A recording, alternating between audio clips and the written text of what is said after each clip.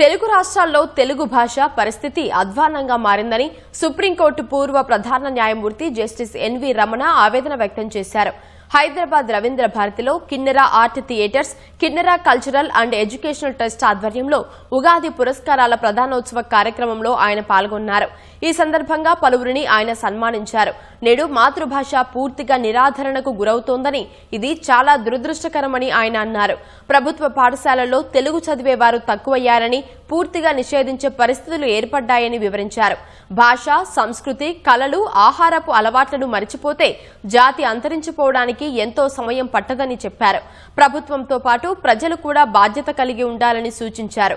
గురజాడ అప్పారావు చెప్పినట్లు దేశమంటే మట్టి కాదోయ్, దేశమంటే మనుషులోయ్ అనే సూక్తితో తెలుగు జాతిని పునరుజ్జీవింపజేసుకుని తెలుగు కీర్తిని ప్రకాశింపచేసుకోవాలని ఎన్వి రమణ కోరారు. ఇవాళ తెలుగు రాష్ట్రాల్లో తెలుగు పరిస్థితి అదే విధంగా ఉంది. చాలా దురదృష్టకరమైనటువంటి పరిస్థితి.